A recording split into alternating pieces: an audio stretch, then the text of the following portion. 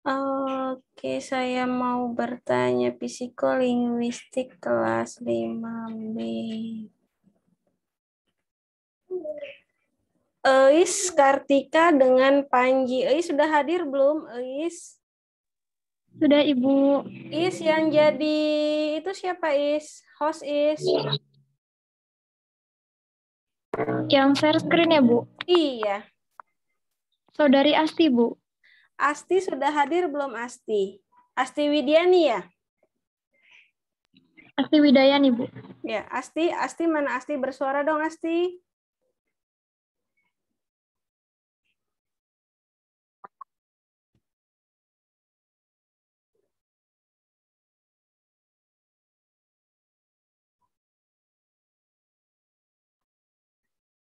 Gimana kabar kalian? Sehat semua? Alhamdulillah sehat, Ibu. Alhamdulillah sehat, Bu. Alhamdulillah. Walaupun tugas mulai bertubi-tubi, tapi saya doakan kalian harus selalu dalam keadaan sehat ya. Langsung senyum. Saya Ibu bagaimana, Bu? Alhamdulillah saya juga sehat ya. Kemarin agak-agak flu dikit karena hujan ya. Hujan bertubi-tubi kalau kemarin ya.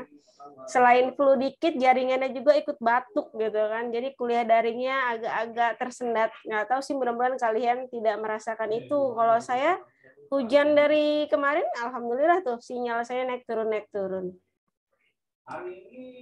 Ais tinggal nunggu Panji, kemudian si Asti. Asti sudah bisa mendengar saya, Asti?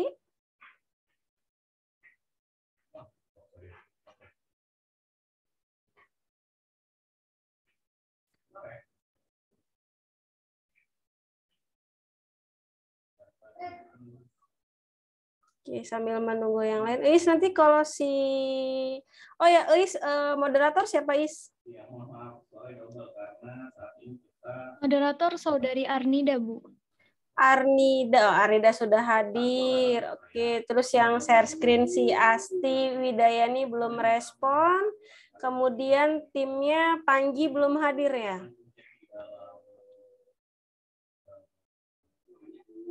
Belum, Ibu. Hubungi. Ya, sambil menunggu saja nggak apa-apa.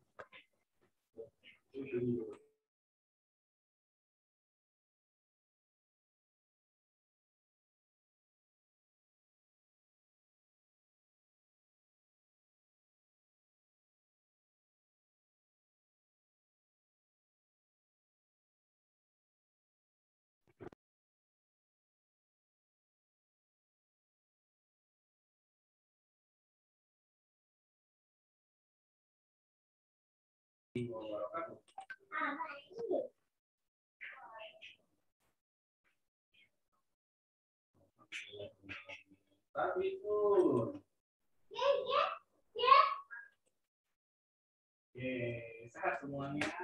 23 yang hadir, Pak Asti.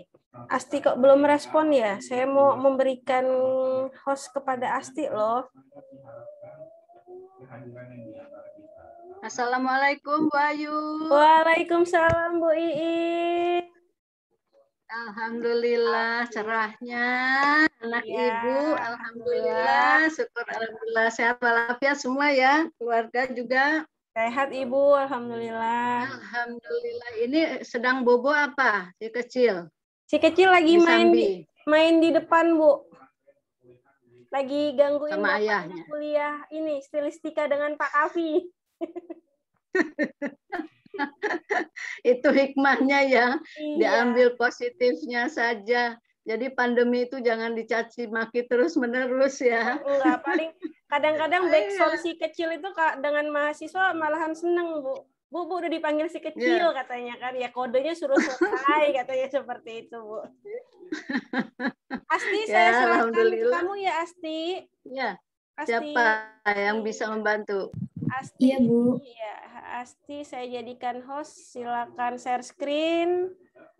Ya, share salin dia presentasi kelompok 2. Eis, Panji sudah hadir, Panji?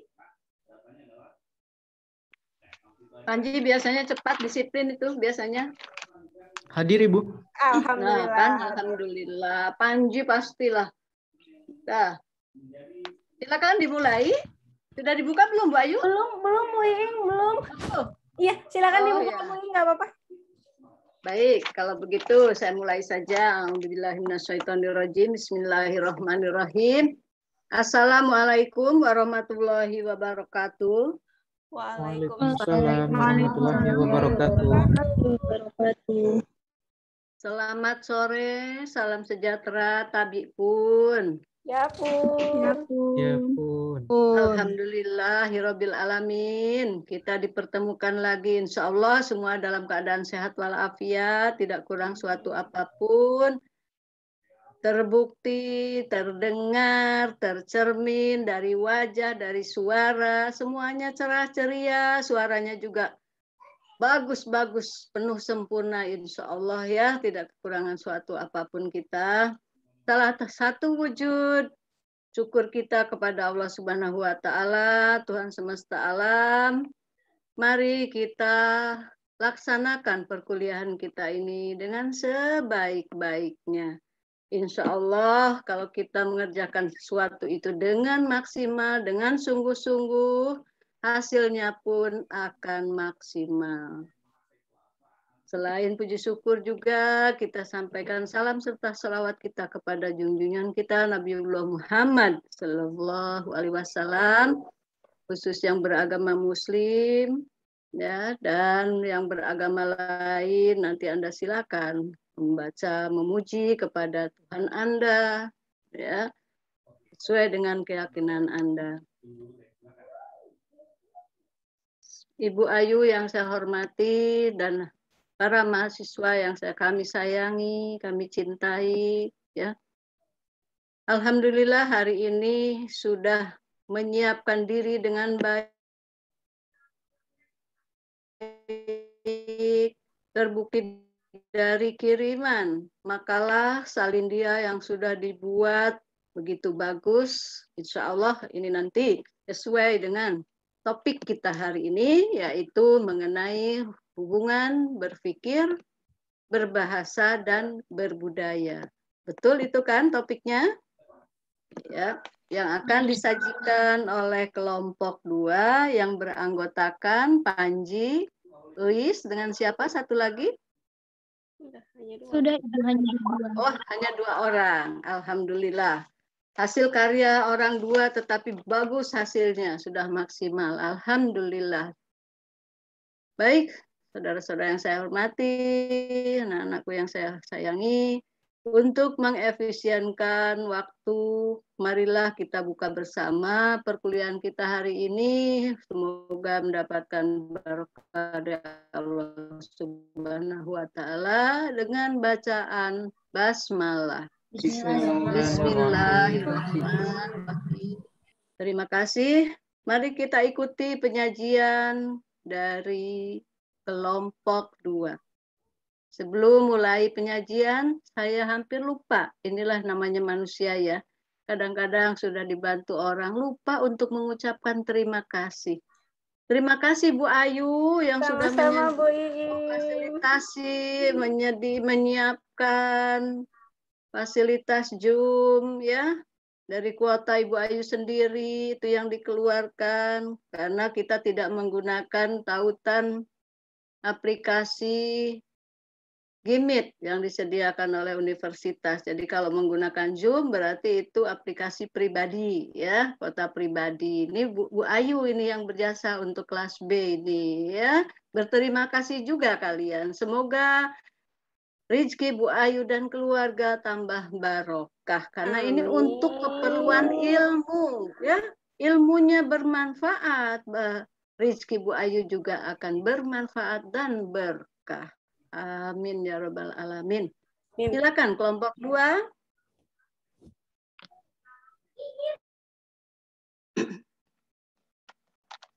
Kalau kira-kira sulit jaringannya, bila sambil menghidupkan kamera tidak apa-apa mematikan kamera, tapi sewaktu-waktu ya, waktu-waktu kami panggil nama Anda itu Anda harus tetap berada di dalam forum kelas ini. Jangan sampai mematikan kamera, mematikan pelantang, Andanya entah pergi kemana. Ini sudah sering berulang kali seperti itu. Jangan sampai seperti itu ya. Kalau memang masih bisa menghidupkan kamera, silakan tampakkan wajah Anda. Tetapi kalau memang terpaksa, tidak apa-apa. Kami juga tidak menghambat Anda, ya. Jangan sampai Anda merasa tertekan ketika mengikuti perkuliahan ini. Ya, baik, silakan. Kelompok 2.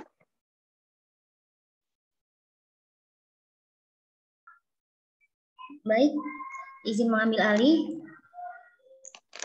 kepada petugas share screen. Baiklah, saya buka. Bismillahirrahmanirrahim. Assalamualaikum warahmatullahi wabarakatuh. Waalaikumsalam warahmatullahi wabarakatuh.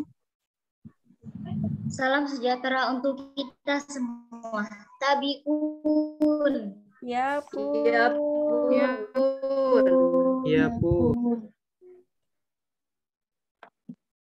Baiklah, sebelumnya izin memperkenalkan diri. Nama saya 13041026, merupakan perwakilan dari kelompok 3 yang bertugas sebagai moderator yang akan memandu jalannya diskusi pada sore hari ini.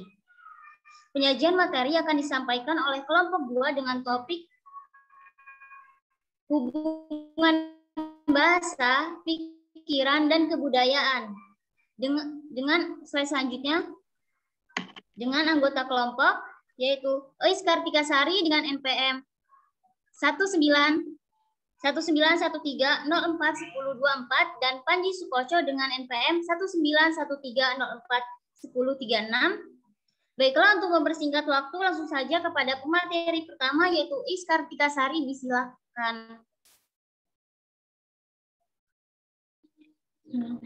Baik, terima kasih moderator atas kesempatan yang telah diberikan kepada saya. Perkenalkan, nama saya Eis Kartikasari dengan NPM 1913041024 akan membahas mengenai teori hubungan bahasa, pikiran, dan juga kebudayaan. Slide selanjutnya.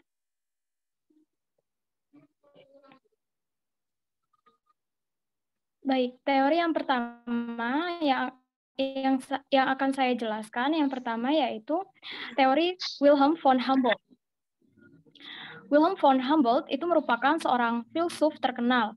Selain itu, ia juga menjabat sebagai diplomat di negara Jerman. Wilhelm von Humboldt itu dikenal sebagai linguis yang sangat berpengaruh pada bidang filsafat bahasa, teori, dan juga praktik dalam bidang pendidikan. Wilhelm von Humboldt mengemukakan bahwa pemikiran manusia memiliki ketergantungan terhadap bahasa.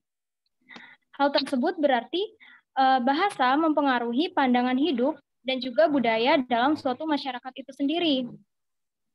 Bagaimana jika anggota masyarakat itu ingin mengubah pandangan hidupnya? Maka menurut Wilhelm von Humboldt ini, jika ada anggota masyarakat yang ingin mengubah pandangan hidupnya, maka ia harus mempelajari terlebih dahulu bahasa dari masyarakat tersebut. Dengan hal tersebut, ia menganut dan juga memahami cara berpikir dan juga budaya dari masyarakat tersebut. Mengenai bahasa, von Humboldt ini mengemukakan bahwa substansi bahasa ini terdiri dari dua bagian, yaitu bagian pertama berupa bunyi-bunyi dan juga bagian yang kedua berupa pikiran. Pikiran tersebut belum terbentuk. Bunyi-bunyi itu terbentuk oleh laut form, sedangkan pikiran terbentuk oleh inden form atau inner form. Sehingga dapat disimpulkan bahwa bahasa menurut von Humboldt itu merupakan sintens dari bunyi dan juga pikiran. Dari penjelasan tersebut dapat disimpulkan bahwa bunyi bahasa itu merupakan bentuk luar, sedangkan pikiran itu merupakan bentuk dalam. Dengan kata lain, von Humboldt ini berpendapat bahwa struktur dari pemikiran penutur bahasa itu sendiri. Slide selanjutnya.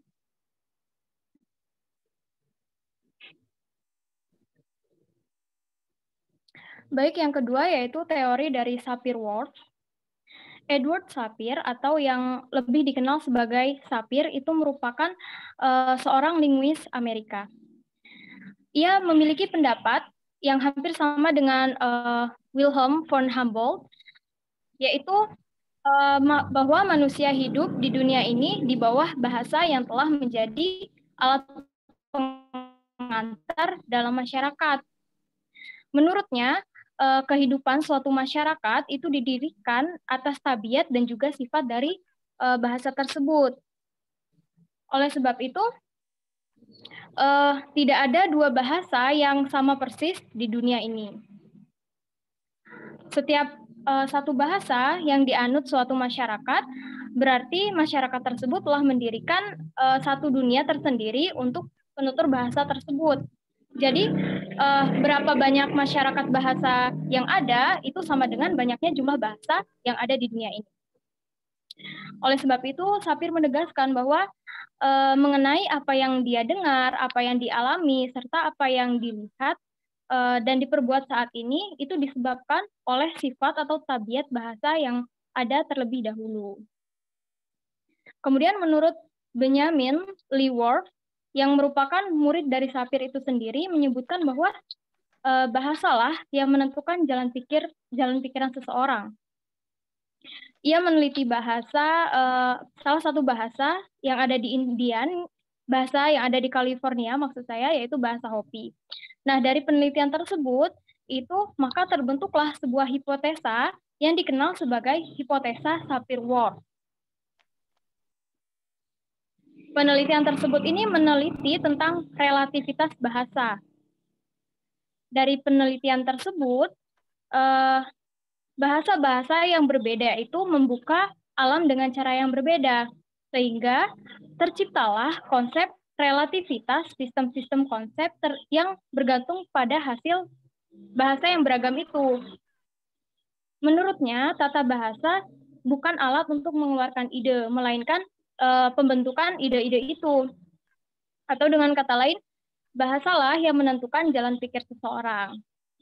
Maka dari itu, didapatkan bahwa pandangan hidup bangsa-bangsa di Asia Tenggara seperti Indonesia, Malaysia, Singapura, dan lain sebagainya, itu berbeda dengan pandangan orang-orang atau bangsa-bangsa yang ada di Eropa.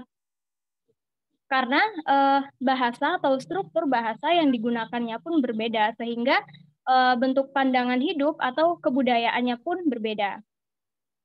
Slide selanjutnya.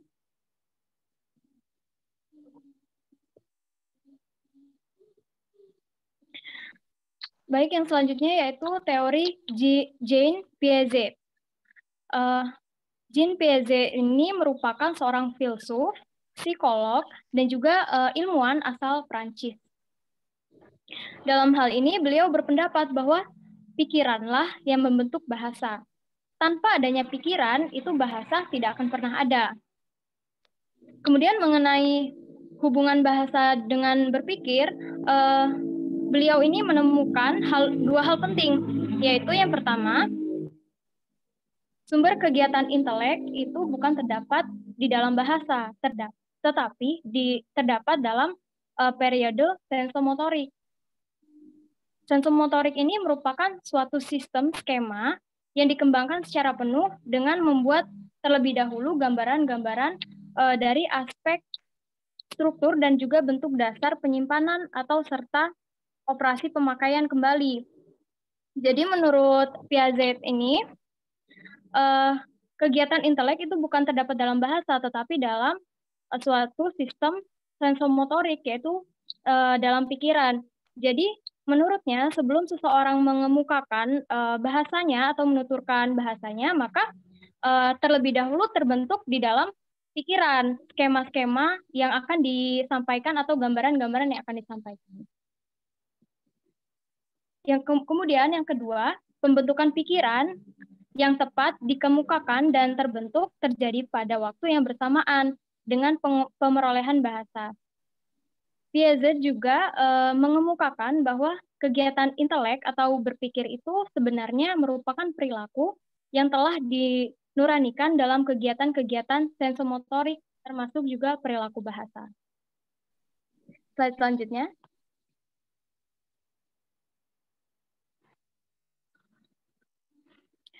Selanjutnya yaitu teori dari Vygotsky. Menurut Vygotsky, adanya satu tahap perkembangan bahasa adalah sebelum adanya pikiran. Dan adanya satu tahap perkembangan pikiran adalah sebelum adanya bahasa. Dengan kata lain, pikiran dan bahasa itu awal mulanya tidak memiliki atau tidak saling mempengaruhi, yaitu berkembang secara terpisah. Pikiran itu mula-mula berkembang tanpa bahasa, dan juga bahasa berkembang tanpa pikiran. Namun pada tahap selanjutnya, keduanya itu bertemu dan juga bekerja sama, serta saling mempengaruhi. Seperti pada anak-anak yang berpikir dengan menggunakan bahasa, dan berbahasa dengan menggunakan pikiran. Awal mula anak-anak harus mengucapkan kata-kata untuk dipahami, kemudian bergerak ke arah kemampuan mengerti atau berpikir tanpa mengucapkan kata-kata. Selanjutnya, ia juga bisa memisahkan antara kata-kata yang berarti dengan kata-kata yang tidak berarti. Selanjutnya, Vygotsky juga menjelaskan bahwa hubungan antara pikiran dan bahasa merupakan suatu proses gerak yang terus-menerus dari pikiran ke kata, dari kata dan juga ke pikiran. Menurutnya, dalam menguji gerak pikiran ini, kita harus mengkaji dua bagian ucapan, yaitu bagian ucapan yang mempunyai arti, yang merupakan aspek ucapan semantik, kemudian ucapan luar yang merupakan aspek fonetik atau bunyi ucapannya. Demikian yang dapat saya sampaikan, saya kembalikan kepada moderator.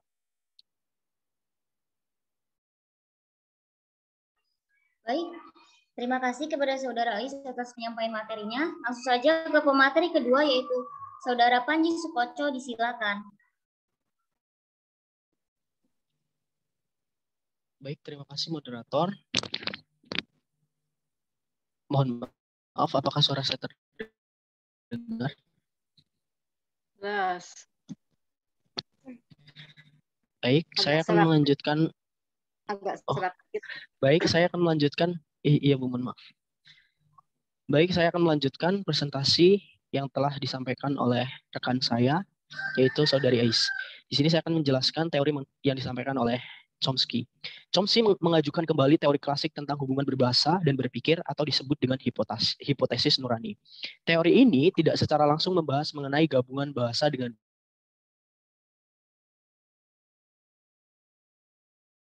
berpikir. Tetapi kita dapat mengambil sebuah kesimpulan mengenai hal ini karena contoh perspektif yang baik dalam pengkajian proses mental manusia. Hipotesis nurani menjelaskan bahwa struktur bahasa dalam adalah nurani. Hal ini mengandung arti bahwa rumus-rumus itu dibawa sejak lahir. Pada saat seorang anak ini berusia masih sangat kecil, mulai belajar menguasai bahasa ibu, dia telah dilengkapi sejak lahir dengan satu peralatan konsep, yaitu dengan struktur bahasa dalam yang bersifat universal. Namun perlu dicermati bahwa peralatan konsep ini tidak ada hubungannya dengan belajar atau pembelajaran. Keseluruhan bahasa yang ada di dunia ini memiliki persamaan. Hal ini karena bahasa didasari oleh satu sistem yang universal.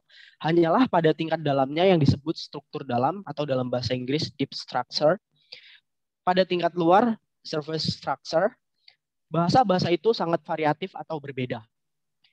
Pada tingkat dalam, bahasa-bahasa itu terdapat rumus-rumus tata bahasa yang mengatur proses-proses untuk memunculkan probabilitas atau sebuah kemungkinan aspek-aspek kreatif bahasa bekerja.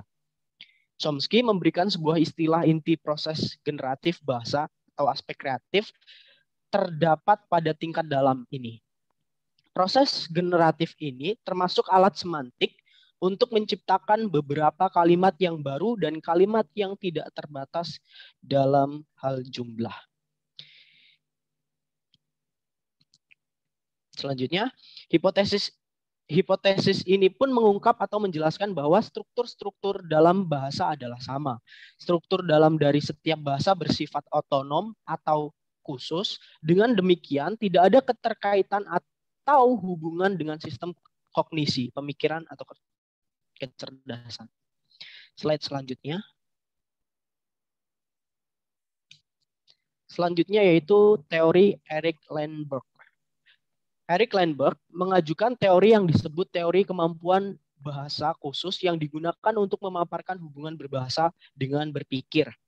Menurut Lindbergh, terdapat banyak bukti dan fakta yang menunjukkan bahwa manusia telah mendapatkan warisan biologis asli atau khusus berupa kemampuan untuk berkomunikasi dan menggunakan bahasa khusus untuk manusia serta yang tidak ada kaitannya dengan kecerdasan dan pemikiran. Anak-anak menurut Lindbergh telah mempunyai biologi untuk menggunakan bahasa pada waktu mereka masih berada pada tingkat kemampuan berpikir yang masih rendah. Kemampuan bercakap dan memahami kalimat yang mempunyai korelasi rendah dengan EQ manusia. Penelitian yang dilakukan oleh Lindbergh telah menunjukkan bahwa bahasa-bahasa berkembang dengan cara yang sama pada anak-anak yang mengidap cacat mental dan anak-anak yang normal. Jika anak-anak yang mempunyai EQ hanya 50 ketika berusia 12 tahun dan lebih kurang 30 ketika berumur 20 tahun, juga mampu menguasai bahasa dengan baik, kecuali sesekali terjadi kesalahan dalam mengucapkan sesuatu dan kesalahan dalam menggunakan tata bahasa. Menurutnya, adanya cacat kecerdasan yang parah tidak berarti akan terjadi pula kerusakan bahasa. Sebaliknya, adanya kerusakan bahasa tidak atau belum berarti akan menimbulkan kemampuan kognitif yang rendah pada diri seseorang. Beberapa bukti bahwa secara biologis kondisi manusia telah dipersiapkan sedemikian rupa adalah sebagai berikut. Yang pertama, manusia menguasai kemampuan berbahasa. Kemampuan berbahasa tersebut erat sekali hubungannya dengan kondisi biologis manusia. Yang kedua, waktu perkembangan bahasa yang sama berlaku bagi semua anak-anak normal. Para anak akan mengikuti atau menggunakan strategi dan waktu pemerolehan bahasa yang sama antara satu dengan yang lain, yaitu lebih dahulu untuk menguasai prinsip pembagian dan pola persepsi. Bukti yang ketiga, tidak ada yang menghambat perkembangan bahasa meskipun pada anak-anak yang mempunyai cacat tertentu seperti buta, tuli, atau memiliki orang tua peka sejak lahir. Namun bahasa anak-anak ini dapat berkembang dengan hanya sedikit keterlambatan. Selanjutnya, bahasa tidak dapat diajarkan pada makhluk lain seperti hewan, tumbuhan, atau organisme yang lain yang ada di bumi. Bukti yang terakhir, setiap bahasa didasarkan oleh sebuah prinsip semantik, fonologi, dan sintaksis. Mohon slide selanjutnya.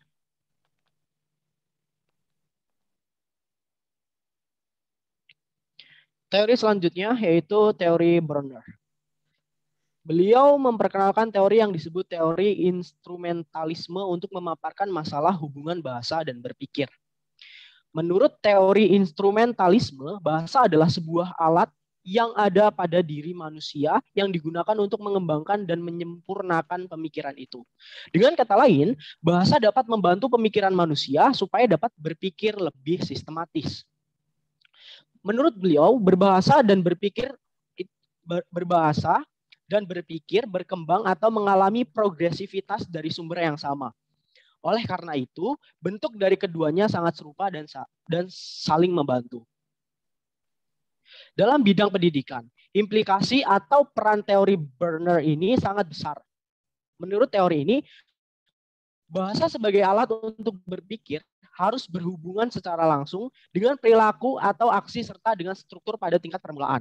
Lalu, pada peringkat selanjutnya, bahasa ini harus berkembang ke arah suatu bentuk yang melibatkan keeksplisitan yang besar dan ketergantungan pada sebuah konteks. Sehingga pikiran-pikiran atau kalimat-kalimat dapat ditafsirkan atau dapat dipahami tanpa pengetahuan situasi sewaktu kalimat itu diucapkan, atau tanpa mengetahui situasi yang mendasari maksud dan tujuan si penutur. Dengan bahasa sebagai alat, kita dapat melakukan aksi ke arah yang lebih jauh lagi sebelum aksi itu terjauh.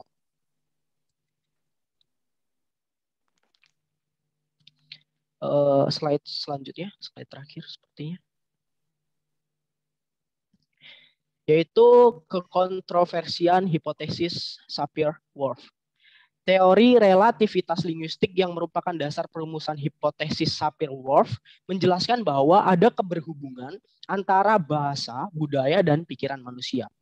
Meskipun sebagian ahli keberatan atau menentang keberadaan teori dan hipotesis ini, tetapi keberadaannya dalam hasanah teori linguistik, khususnya dalam sosiolinguistik dan linguistik kebudayaan, cukup berpengaruh. Teori relativitas linguistik yang dipercaya atau dibuat oleh Boas, Sapir, dan Wolff mengungkapkan bahwa setiap orang berbicara dengan cara yang berbeda karena mereka berpikir dengan cara yang variatif atau berbeda. Mereka berpikir dengan cara yang berbeda karena bahasa mereka menawarkan cara mengungkapkan makna dunia di sekitar mereka dengan cara yang berbeda pula. Teori ini diperkuat oleh Sapir dan Wolff dengan menyatakan bahwa struktur bahasa suatu yang digunakan secara terus-menerus mempengaruhi cara seseorang berpikir dan berperilaku. Sekian yang dapat saya sampaikan. Saya kembalikan ke moderator. Baik, terima kasih kepada Saudara Panji atas penyampaian materinya. Baiklah teman-teman, kita telah mendengarkan pemaparan materi yang telah disampaikan oleh kelompok 2 yang sangat luar biasa. Selanjutnya adalah sesi tanya jawab atau diskusi. Sesi diskusi akan dibagi menjadi 2 termin. Diharapkan kepada teman-teman yang bertanya menuliskan jawabannya di kolom chat Zoom juga. Oke, baiklah. Sesi termin pertama berisi 3 penanya. Kepada yang ingin bertanya disilakan. Saya moderator Nirma Fadial Kusuma. Silakan. Rahman moderator. Saya moderator. Mendengar suara saudara Nirma, Rahman. Satu lagi. Hairunisa moderator. Anda moderator. Oke. Nirma, Rahman, dan Hairunisa. Baik, pertanyaan pertama akan disampaikan oleh Nirma. Kepada Nirma, silakan.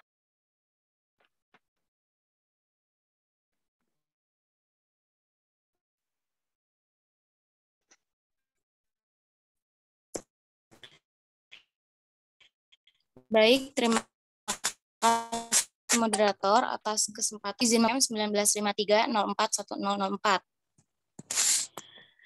Menurut Eric Landberg, terdapat banyak bukti dan fakta yang menunjukkan bahwa manusia telah mendapatkan warisan biologis asli atau khusus berupa kemampuan untuk berkomunikasi dengan menggunakan bahasa khusus untuk manusia, serta yang tidak ada kaitannya dengan kecerdasan dan pemikiran. Warisan biologis yaitu semua hal yang diterima seseorang sebagai manusia melalui gen dari orang tuanya atau bersifat keturunan dari orang tuanya yang dalam hal ini termasuk bahasa. Bagaimana jika seseorang anak yang mengalami kesulitan untuk menggunakan bahasa Indonesia, yaitu untuk berkomunikasi saat anak tersebut mulai masuk ke dalam dunia pendidikan, padahal kedua orang tuanya yaitu warga Indonesia asli. Hal ini disebabkan karena kebiasaan orang tuanya yang memberi kosakata kepada anaknya tersebut, kosakata bahasa asing yang dalam hal ini yaitu bahasa Inggris, dan memberikan tontonan yang menggunakan bahasa asing pula. Hal ini benar-benar terjadi, yaitu terjadi pada saudara dari guru saya saat saya masih bersekolah di jenjang SMA. Pertanyaan saya, bagaimana tanggapan dari kelompok mengenai hal ini? Cukup sekian. Terima kasih. Saya kembalikan kepada moderator.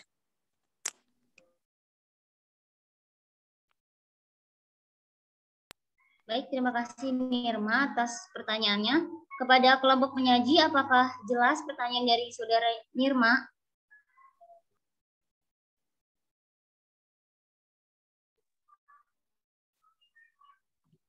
Jelas moderator, mungkin nanti bisa dituliskan di kolom chat pertanyaannya.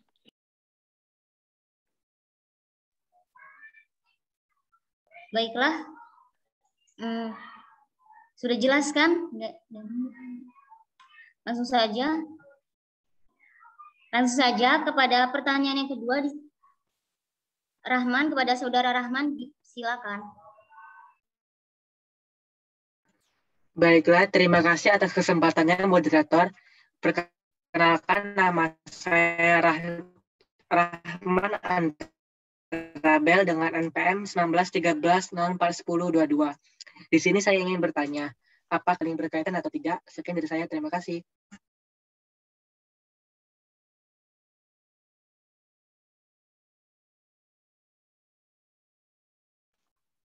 Baik, terima kasih Saudara Rahman atas pertanyaannya. Bagaimana kelompok? Apakah sudah jelas pertanyaannya? Saya cukup jelas. Bagaimana Saudari Ais? Jelas, moderator.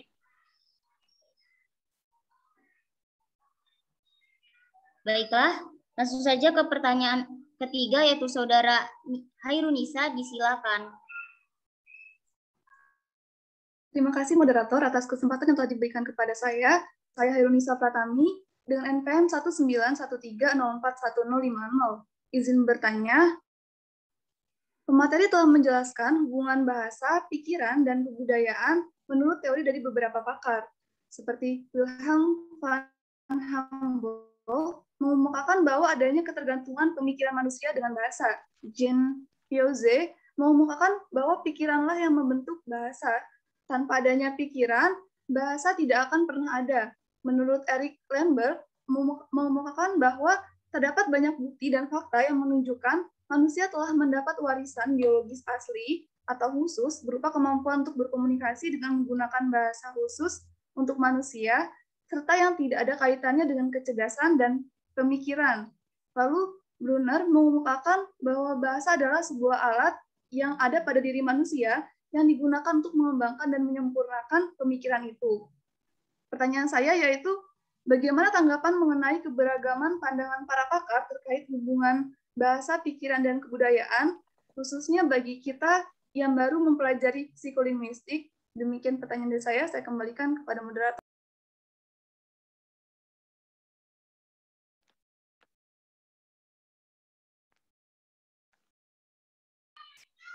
Baik, terima kasih kepada Saudara Hairunisa atas pertanyaannya. Kelompok penyaji, apakah sudah jelas pertanyaan dari Saudara Nisa? Jelas, moderator. Baiklah, teman-teman diingatkan kembali yang untuk menuliskan pertanyaannya di kolom chat Zoom. Kelompok penyaji meminta waktu diskusi sekitar 2 menit untuk menyampaikan. Terima kasih.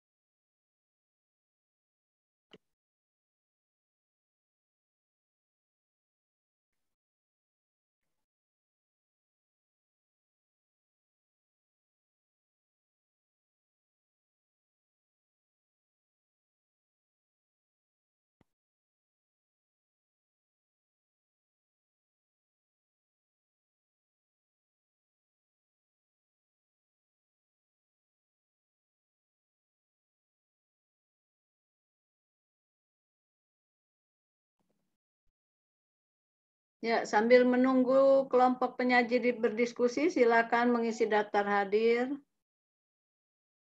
baik di Vklas maupun di grup. Vklas sudah dibuka ya, Bu Ayu? Sudah, Ibu.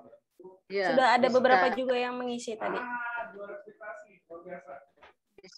ya, bisa disambi itu Baik, oleh Ibu. mahasiswa.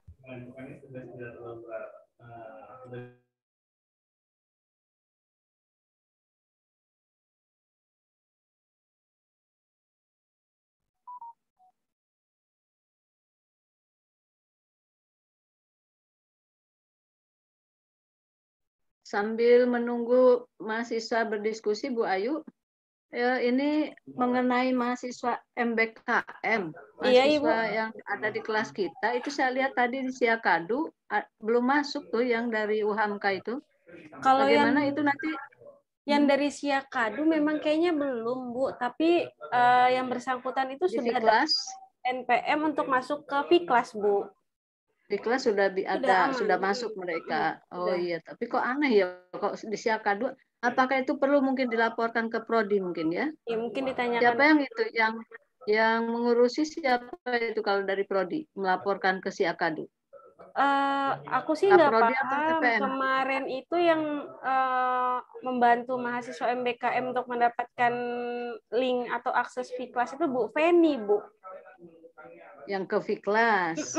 Kalau yang ke Siakadu Ya, aku urusan karena ya. Kalau Siakadu apakah ke Kaprodi mungkin ya laporannya?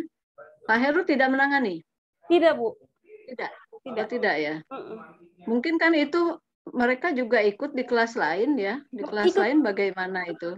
Sama, Bu, masih Iya. belum ada juga di Siakadu, Bu. Iya, kok aneh. Malahan justru Siakadu kan punya kita sendiri, tidak ada kaitannya dengan luar. Malah justru tidak masuk mereka. Saya lihat di daftar hadir tidak masuk itu tadi itu yang dari UHAMKA. Tapi tidak untuk yang di Fiklas itu dia sudah ada kok, Bu. Dari pekan lalu sudah ada. Yang izin kegiatan pelepasan nama penerimaan itu sorenya dia WA, Bu, saya sudah dapat akses buat Fiklas. Ayu kasih enroll-nya dan udah berteman juga kok, Bu.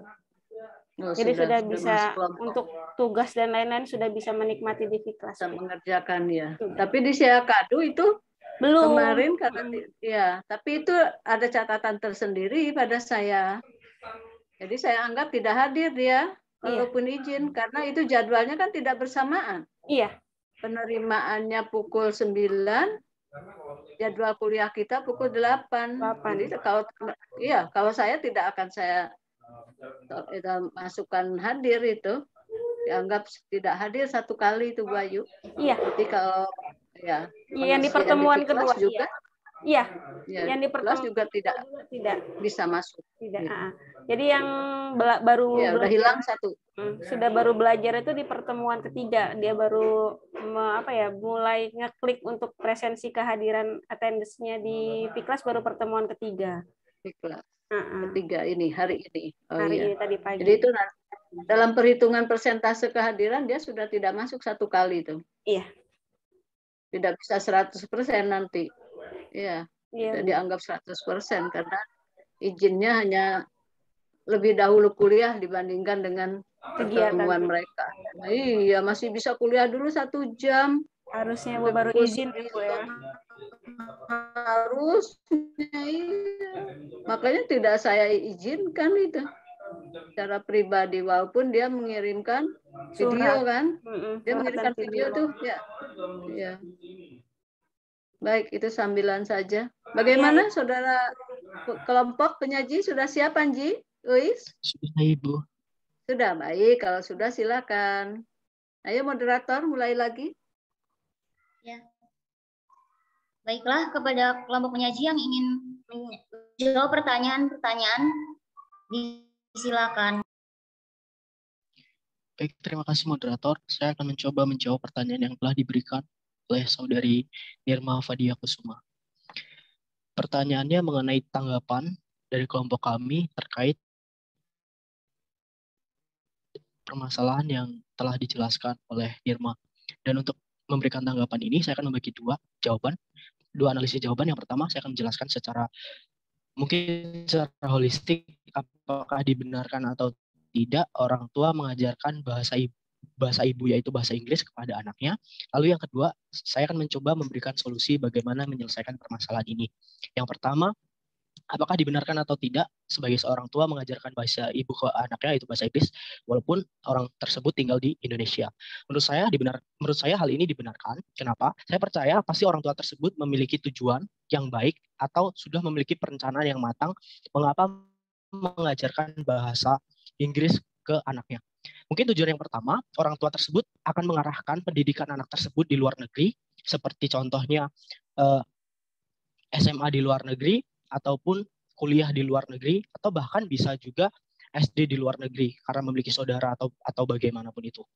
Ataupun yang kedua, orang tua ini sadar bahwa untuk mengajari bahasa Inggris kepada anaknya ini akan susah ketika anaknya sudah dewasa. Karena mungkin ketika dewasa anak-anak ini akan memiliki banyak hambatan, salah satunya kurangnya waktu kebersamaan karena anak ini harus SMA dan lain sebagainya. Oleh karena itu, karena kompleksitas waktu yang ada di usia kecil, karena anak ini selalu bersama, maka orang tua tersebut mengajarkan bahasa Inggris supaya hasilnya lebih efektif. Lalu, jadi kesimpulannya menurut saya dibenarkan saja. Lalu yang kedua, saya akan mencoba memberikan solusi bagaimana menyelesaikan permasalahan ini.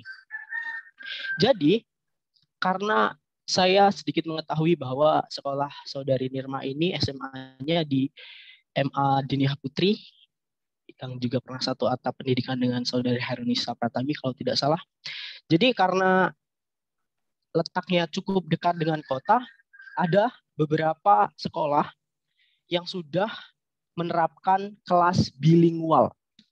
Saya ambil contoh, yaitu salah satunya di SD Al-Kausar, di SMP Al-Kausar Bandar Lampung, dan di SMA. Tapi yang paling kental yaitu di SD Al-Kausar.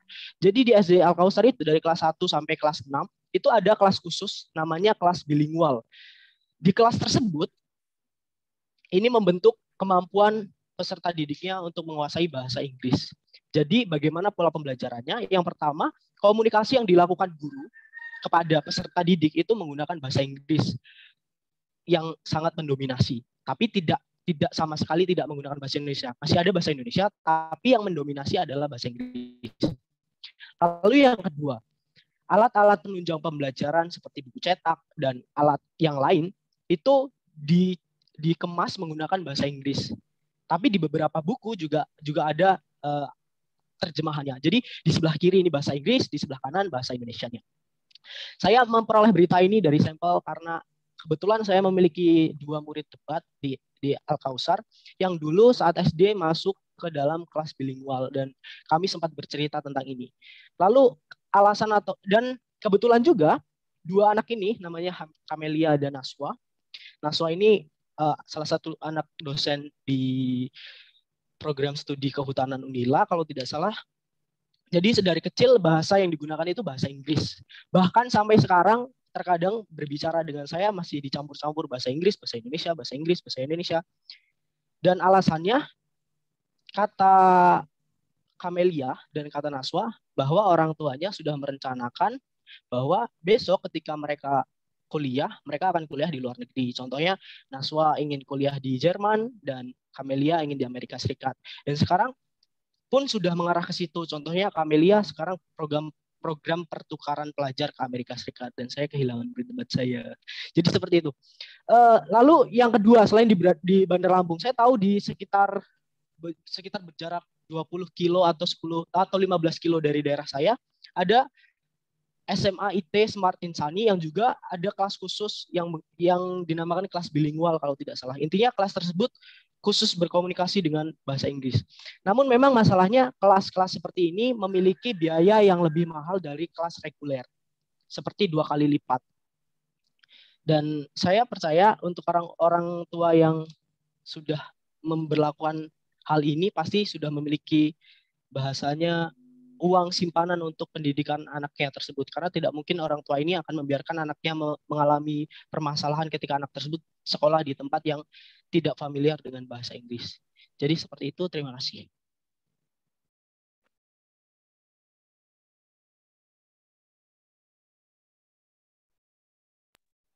Baik, terima kasih Saudara Panji atas jawabannya. Sebelum saya lanjut ke penanya, adakah teman-teman yang ingin menyanggah atau menambahkan jawaban?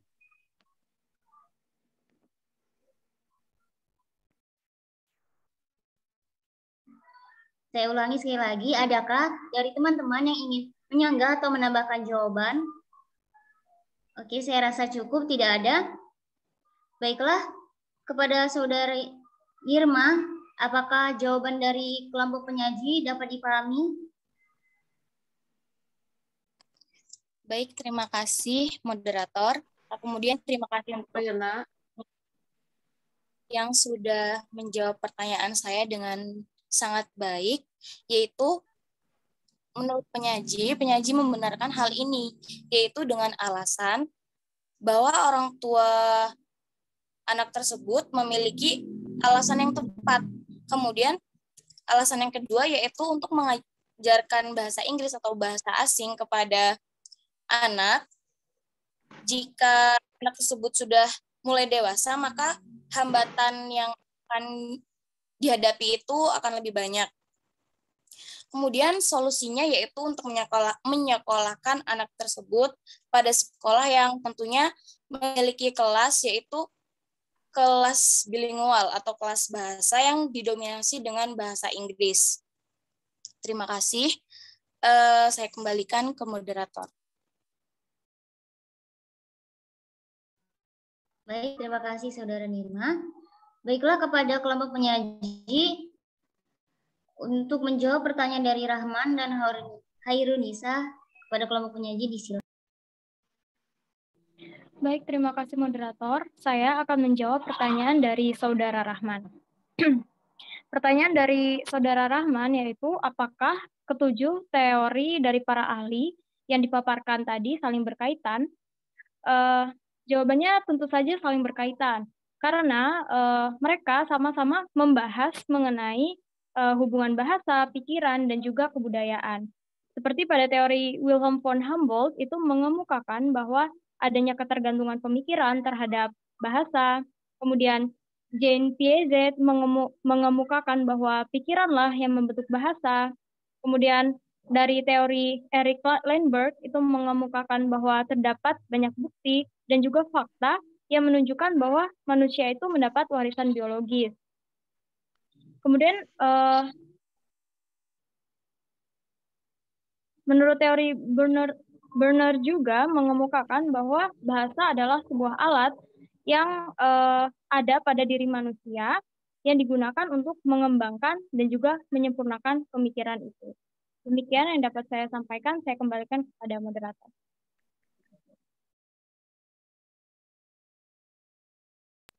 Baik, terima kasih kepada moderator. Sebelum ke penanya, adakah dari teman-teman yang ingin menyanggah atau menambah jawabannya? Baiklah, saya rasa tidak ada yang ingin menyanggah atau menambahkan jawaban. Kepada Saudara Rahman, apakah sudah jelas dengan jawaban dari kelompok penyaji? Baiklah, terima kasih moderator. Jawaban dari Eis tadi sudah jelas, yaitu tentu saja saling berkaitan karena mereka sama-sama membahas mengenai hubungan bahasa, pikiran, dan kebudayaan. Sekian dari saya, terima kasih. Baik, terima kasih kepada Saudara Rahman. Kepada kelompok penyaji, disilakan untuk menjawab pertanyaan dari Hairunisa.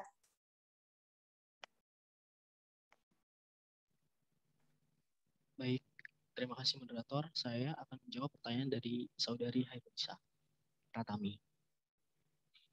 Tanggapan mengenai bagaimana cara kita atau orang-orang yang baru mempelajari psikolinguistik ini menanggapi keberagaman pendapat pakar mengenai hubungan berbicara, pikiran, dan kebudayaan.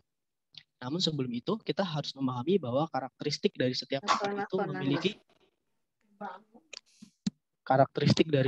itu memiliki keahlian secara spesifik di bidangnya masing-masing. Contoh, saya ambil contoh untuk menjelaskan atau menjawab pertanyaan dari Hairunisa. Contoh teori Wilhelm von Humboldt yang menyatakan bahwa bahasa itu mempengaruhi pandangan hidup dan budaya masyarakat itu sendiri. Artinya, bahasalah yang mempengaruhi pikiran kebudayaan manusia. Sedangkan menurut teori Piaget berpendapat bahwa pemikiranlah yang mempengaruhi bahasa. Adanya perbedaan pendapat ini timbul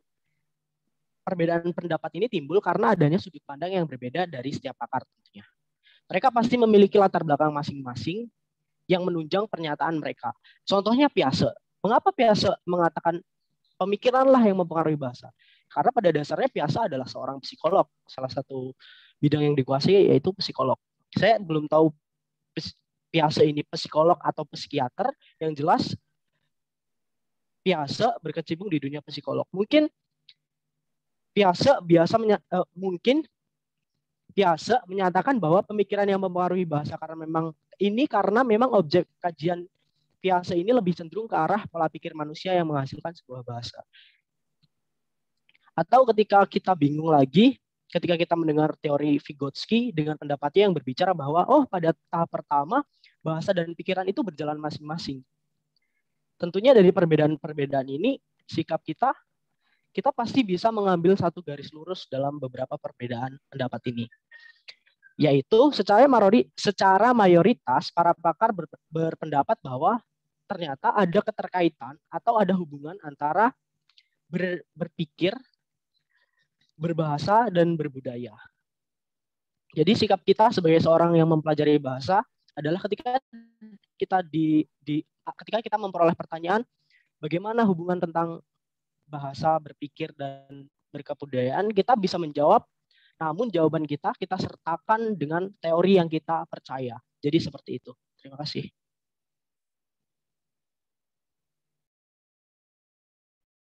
Baik, terima kasih Saudara Panji atas pertanyaannya. Sebelum ke penanya, saya ingin bertanya, adakah teman-teman yang ingin menyanggah atau menambahkan jawaban dari kelompok penyaji?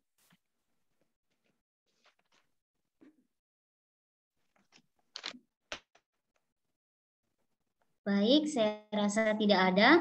Langsung saja kita ke penanya, yaitu Hairunisa Pratami. Disilakan untuk menanggapi jawaban dari kelompok penyaji. Baik, terima kasih moderator. Terima kasih kepada kelompok 2 atas jawaban yang telah diberikan. Saya dapat memahami bahwa keberagaman pandangan mengenai hubungan bahasa, berpikir, dan berbudaya itu tidak dijadikan masalah karena para pakar itu memiliki latar belakang yang berbeda-beda sehingga mempengaruhi pandangannya mengenai hubungan berbahasa, berbudaya, dan berpikir. Berbahasa, berpikir, dan berbudaya. Demikian pemahaman dari saya kembalikan kepada moderator.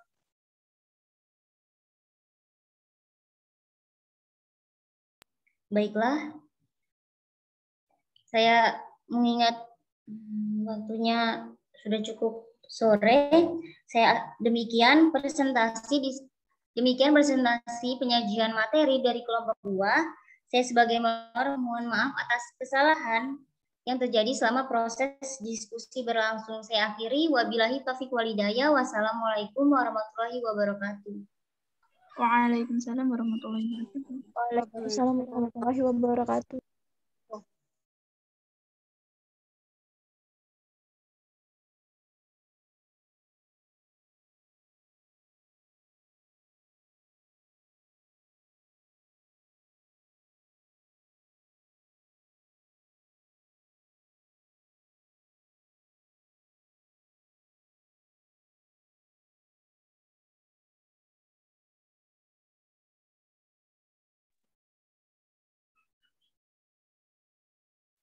Bu.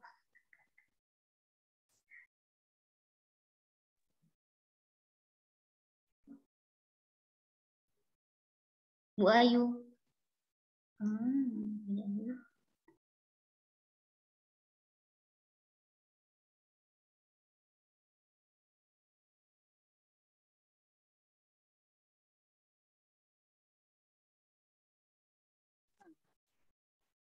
Muncul lagi. Oh, jadi sering banyak menghilang ya di tempat saya. Ada gangguankah yang lain?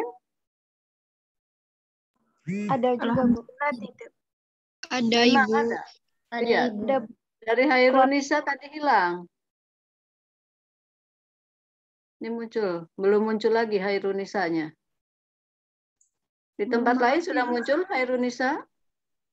Sudah, Ibu. Sudah, Ibu. Sudah. Muncul, Bu. Oh iya, sudah lanjutkan. Suaranya belum, pelantangnya? Mohon maaf, Ibu. Jawaban dari Hairun? sesi diskusi sudah berakhir. Oh, dari Hairunisa sudah tadi? Sudah cukup? Sudah, Ibu. Sudah. Bagaimana Bu Ayu? Bu Ayu silakan, persilakan dahulu Bu Ayu, nanti saya menambah belakangan. Bu Ayu, ada di forum?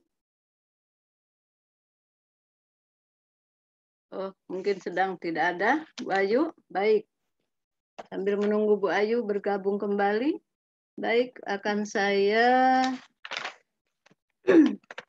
tambahkan, luruskan, ya. Mudah-mudahan ini bisa menambah kejelasan kalian, bisa mendapat gambaran mengenai hubungan bahasa, berpikir, dan berbudaya. Hubungan bahasa, hubungan pikiran, dan hubungan kebudayaan. Dari ketujuh pakar yang dikemukakan oleh penyaji, itu cara kita memahami pendapat-pendapat mereka itu, kalian cari inti-intinya. Ya. Apakah pendapat Wilhelm Humboldt, bukan Wilhelm, Wilhelm von Humboldt, orang Jerman, ya, mengenai pikiran dan bahasa. Di situ disebutkan bahwa pikiran itu tergantung pada bahasa. Pikiran manusia itu tergantung pada bahasa manusia itu. Kalau pikirannya sedang tenang, maka bahasanya juga sedang bagus, tertata. Terlihat di situ struktur bahasa itu menyatakan kehidupan dalam pemikiran penutur bahasa itu sendiri. Jadi pemikiran seseorang itu, ya, itu akan dipengaruhi oleh struktur bahasanya. Bagaimana coba kalau kita ingin memahami pendapat Wilhelm itu menyimpulkannya? Di situ pada pendapat Wilhelm, ya, Humboldt itu, bahwa struktur bahasa itu menyatakan kehidupan dalam pemikiran. Jadi pemikiran manusia ini, ya, struktur bahasanya tercermin dalam struktur bahasanya. Cara berpikirnya orang itu harus cepat dalam mencapai sesuatu. Pola kehidupannya, jalan pemikirannya, biasanya orangnya itu ingin segala sesuatunya itu berjalan cepat. Biasanya bahasanya juga, struktur kalimatnya juga singkat-singkat, padat. Diekspresikan, dinyatakan dengan waktu yang relatif singkat juga. Itu gambarannya pemikiran dari Humboldt itu. Contohnya orang Inggris, coba lihat. Ya, orang Inggris itu cara berpikirnya itu serba cepat. Coba lihat cara berbahasanya mereka, cara berbicaranya. Bagaimana? Kalian bisa membandingkan dengan bangsa kita, bangsa Indonesia? Bisa melihat perbedaannya dengan bangsa kita, orang Barat? Orang Barat prinsipnya time is money. Waktu adalah uang, sangat berharga. Sehingga semuanya itu dimanfaatkan dengan waktu yang singkat, tepat, menghasilkan hasil yang semaksimalnya, semaksimal mungkin. Bukan hanya dalam bentuk uang, hasil pemikir itu, ya, tapi segala sesuatu itu harus dilakukan dengan secepat mungkin, setepat mungkin. Lihat cara berjalannya. Itu dari budaya cara berjalan orang Barat dengan cara berjalan yang merupakan cerminan budaya orang Barat dengan cerminan budaya orang Indonesia. Coba Anda bandingkan. Itu dari hasil pemikiran mereka, mencerminkan pikiran mereka, terlihat dalam wujud bahasanya, ya, dan budaya, perilaku budayanya. Cara berpikirnya mereka serba cepat. Bahasanya juga struktur kalimatnya singkat-singkat. Cara berbicaranya cepat kan? Ya. Nah, perilaku berbahasanya, budaya dalam perilaku berbudayanya, dalam kegiatan berbudayanya, baik dalam budaya cara berjalan, budaya cara makan, ya, budaya cara mengerjakan sesuatu. Mereka itu serba cepat karena jalan pikirannya juga cepat. Itu yang dimaksudkan oleh Humboldt. Jadi pemikiran manusianya itu menyatakan bahasanya, tergantung pada menyatakan kehidupan dalam pemikiran manusia itu. Dan ini akan berpengaruh terhadap budaya bangsa tersebut. Itu gambarannya. Ya, cara berpikirnya cepat, terlihat dari struktur kalimatnya, terlihat dari gaya berbicaranya. Ya. Nah, ini juga terlihat di dalam budaya kesehariannya. Perilaku berbudaya kan banyak wujud kebudayaan itu. Ya. Wujud kebudayaannya itu kan bisa dari cara berbicara, ya, budaya berbicaranya, etika pergaulan sehari-harinya, budaya cara berusaha dalam mata pencaharian dan sebagainya, itu terlihat ada hubungan. Itu menurut Humboldt. Ya. Kita buktikan seperti tadi gambarannya. Ya. Gambarannya cara berpikirnya cepat, bahasanya berbicaranya juga cepat, cara bekerjanya juga serba cepat. Tidak ada seperti bangsa kita. Alon-alon waton kelakon. Tahu? Yang bukan orang Jawa, alon-alon waton kelakon. Ah, kita mah santai aja lah, yang penting sampai. Nggak usah buru-buru. Kalau kita begitu, sabar, katanya gitu kan. Nah, ini untuk orang Barat tidak berlaku prinsip hidup seperti itu, jalan pikiran yang pelan-pelan, ya. Belakangan nanti mengerjakannya, suruh mengumpulkan tugas paling lambat minggu depan, udahlah nanti tinggal sehari lagi pada hari terakhir aja lah.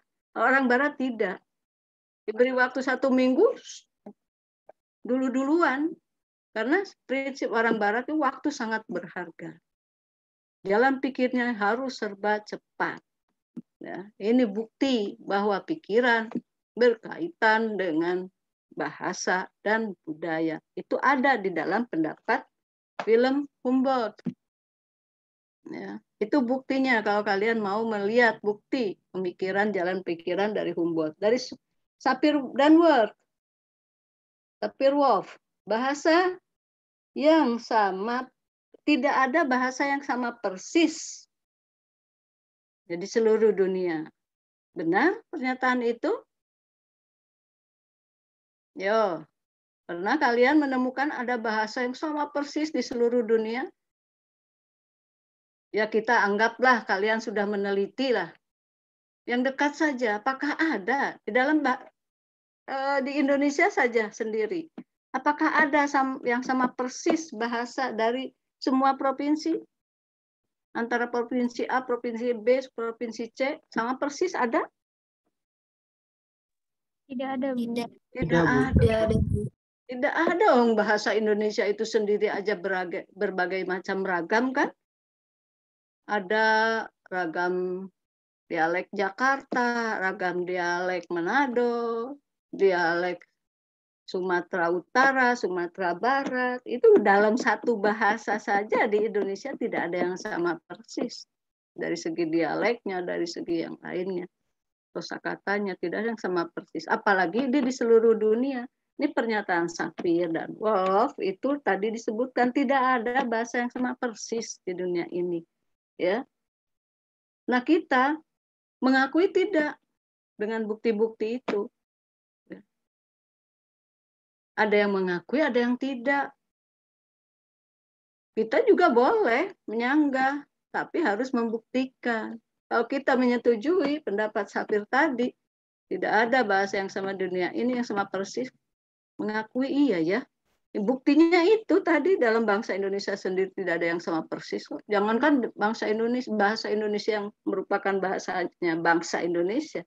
Bahasa Lampung aja dibedakan jadi ada dialek Komering, dialek Pubian, dialek pesisir. Ya kan? Berbeda. Satu bahasa Lampung aja di satu provinsi aja berbeda-beda. Tidak ada yang sama persis. Dengan demikian, Anda setuju tidak dengan pernyataan Sapir yang pertama? Kalau saya setuju, karena memang ada buktinya. Ya. Nah, demikian juga dengan pendapat-pendapat yang lain. Pendapat biasa, ya. Pikiran membentuk bahasa. Tanpa pikiran tidak ada bahasa. Benar tidak? Coba Anda renungkan. Pikiran membentuk bahasa. Dari pikiran seseorang bisa lahir suatu bahasa. Anda ada yang bisa membuktikan pikiran bisa membentuk bahasa? Buktinya apa coba? Luis, penyaji nih. Buktinya, buktinya bahwa pikiran itu membentuk bahasa. Tidak ada bahasa, tidak ada apa? Tanpa pikiran. Ayo, lihat hakikat bahasa. Nggak usah jauh-jauh. Bahasa, definisi bahasa saja. Ayo, bahasa adalah? Luis? Ya, Ibu. Coba. Pakai bahasa Anda sendiri saja, tidak usah sama dengan di buku. Coba ya, langsung. Ya, seperti Ibu tadi kan beri contohnya. Ya. Dari cara berjalan aja udah kelihatan itu. Cerminan pikiran, jalan pikiran orang barat. Yuk, coba yang ini, yang dari Piase. Baik, kalau menurut saya, contohnya pikiran membentuk sebuah bahasa. Jadi kalau pikiran kita itu, misalnya Bu, pikirannya tidak, gimana ya? Pikirannya itu baik itu Bu. Jadi bahasa yang dikeluarkannya pun baik, seperti itu Bu. Pikiran membentuk bahasa. Kalau jalan pikirannya baik, bisa tercermin dalam bahasanya. Bagus, bisa diterima. Jalan pikiran bisa membentuk bahasa. Coba, yang lain coba. Kori Triarfiki.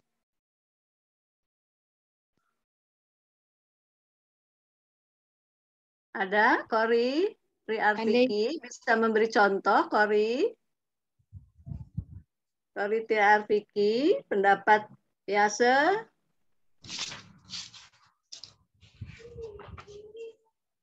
Yuk, coba Kori. Coba berikan contoh, Kori. Pendapat biasa, pikiran bisa membentuk bahasa. Tidak ada bahasa tanpa adanya pikiran. Contohnya dalam kenyataannya coba. Realisasi pendapat biasa ini coba diwujudkan menurut pemahaman Anda. Pikiran bisa membentuk bahasa. Tidak ada bahasa tanpa adanya pikiran. Bisa memberikan contoh?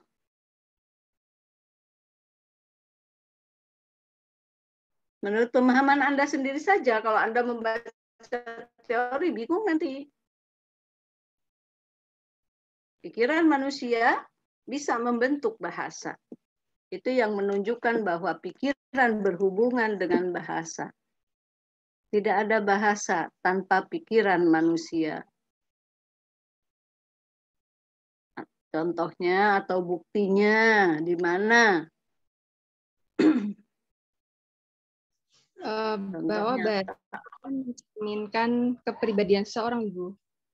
Kepribadian seseorang. Contohnya langsung, faktanya. Memberikan contoh, itu tadi Ibu beri contoh pendapat Wilhelm von Humboldt, ya. Tadi pikiran manusia tergantung pada bahasanya. Struktur bahasa menyatakan menerapkan kehidupan dalam pemikiran manusianya atau penuturnya. Contoh orang Barat tadi, cara berpikirnya itu serba cepat, sangat menghargai waktu, sehingga terlihat dari gaya berbicaranya dalam kehidupan sehari-hari, dalam berbudayanya. Contohnya dalam budaya berjalan, dalam budaya menghargai waktu, disiplin, cepat geraknya, tidak lembek seperti kita. Karena kita prinsip hidupnya alon-alon waton kelakon. Biar lambat asal selamat kita. Orang Barat tidak. Nah sekarang contoh pendapat Piaget ini yang menyatakan bahwa pikiran itu bisa membentuk bahasa. Dari jalan pikiran manusia bisa membentuk bahasa. Bisa memberikan contoh Arifiki? Bingung?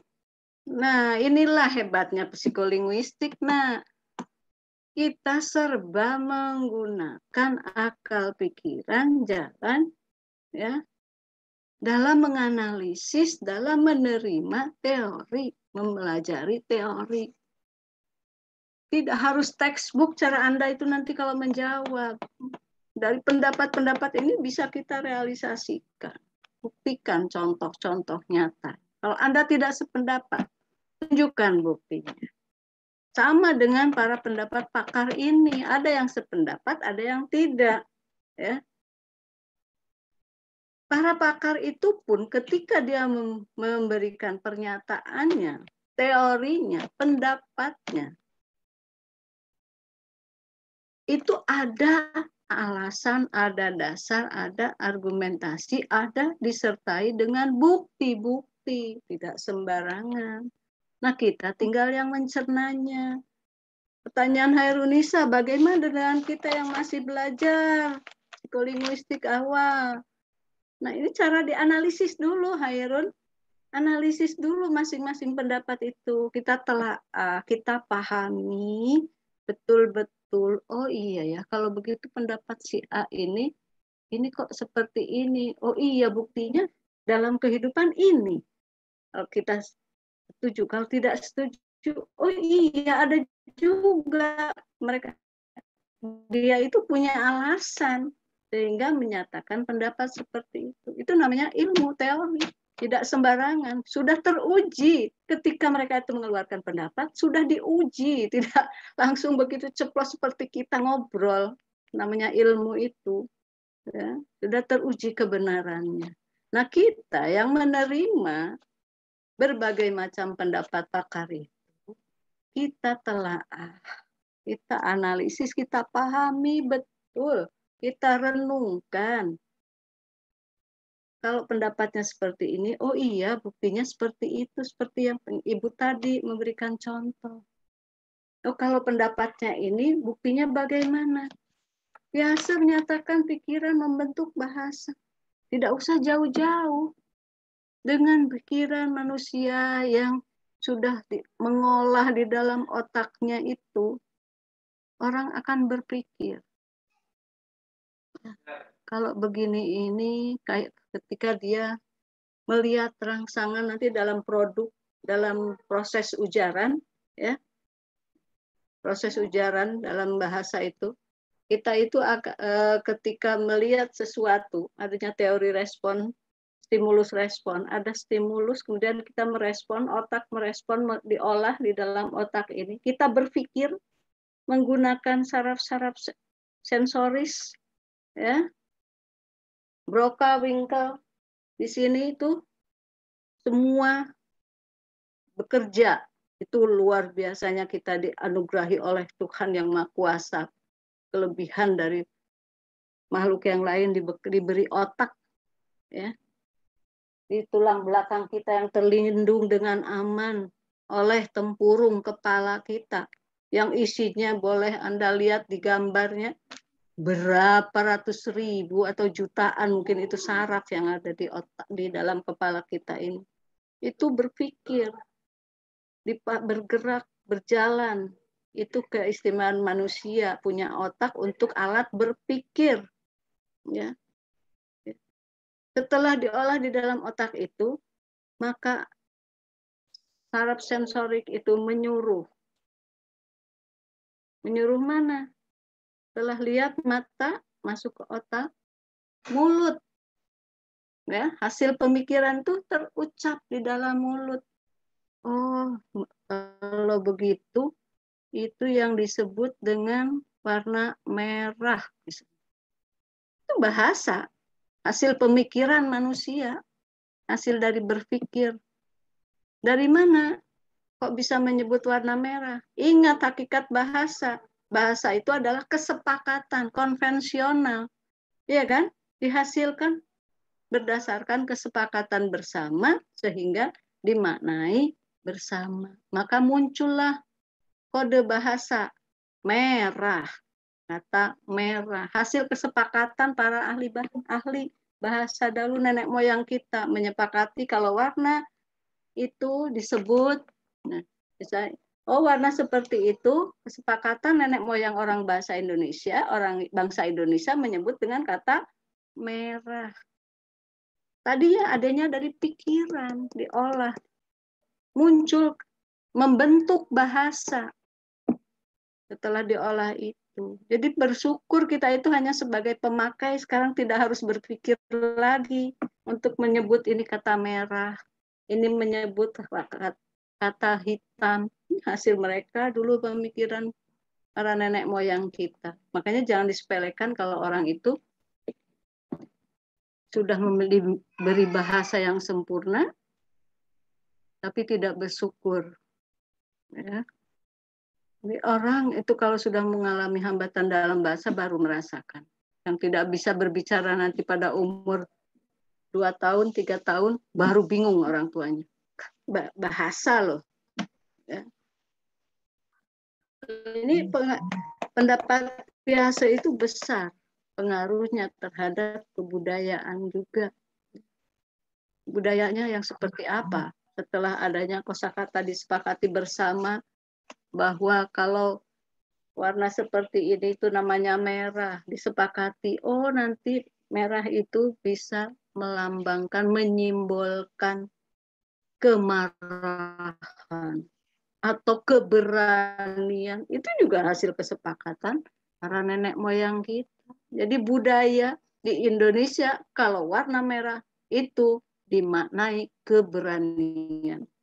Nah, itu sudah muncul dalam kehidupan sehari-hari. Kalau ada orang menunjukkan warna merah, bisa berarti dia berani.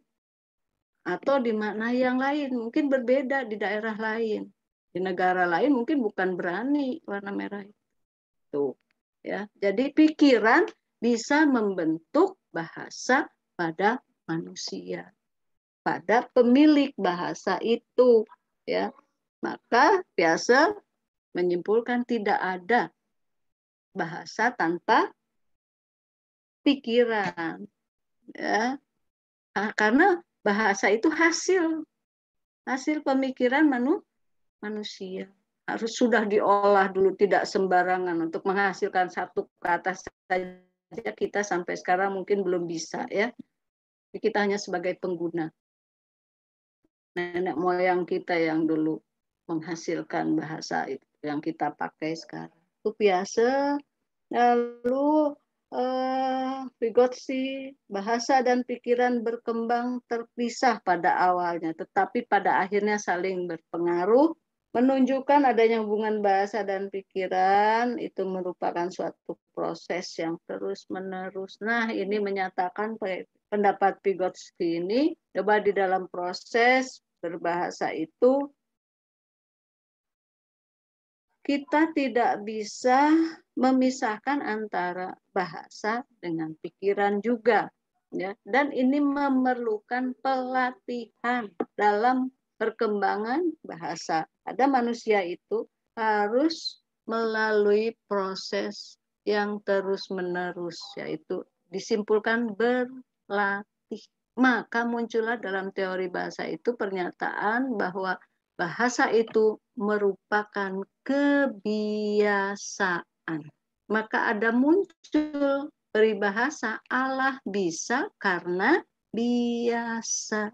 Kalau kita belajar bahasa, itu prosesnya jangan berhenti kalau kita belum menguasai. Jadi terus saja. Makanya itu ada pernyataan terus menerus, ya, dengan cara berpikir kita itu belajar untuk memahami suatu bahasa itu tidak bisa instan. Ini merupakan proses bahasa. Untuk menguasai suatu bahasa itu memerlukan proses berlatih terus menerus, ya. Karena ada kaitan antara berpikir dengan bahasa seseorang. Dan kaitannya dengan budaya juga begitu. Budayanya kita harus berlatih, melatih diri, ya. Coba Anda buktikan. Kalau Anda mau menguasai suatu bahasa, proses yang harus Anda lalui itu dengan sering berlatih, sering menggunakan. Maka nanti ada dalam pemerolehan bahasa pertama, pemerolehan bahasa kedua, ya, itu ada yang secara alami, ada yang secara formal. Kaitannya ini dengan pendapat Eric Bernard Book, ya, bahwa pendapat Eric itu menyatakan semua anak itu dibekali oleh gen. Katanya tidak perlu belajar. Benar atau tidak? Pendapat Eric yang pertama itu. Semua anak itu perkembangan bahasanya sama pada anak-anak normal. Sama pada anak-anak normal.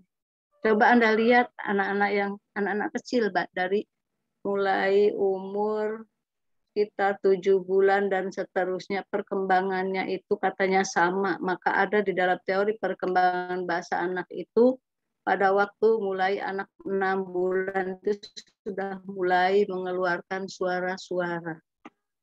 Sudah bisa mulai mengamati sekitar, itu sudah mulai berpikir, sudah mulai berkomunikasi. Ketika dipanggil namanya, dia sudah ada respon.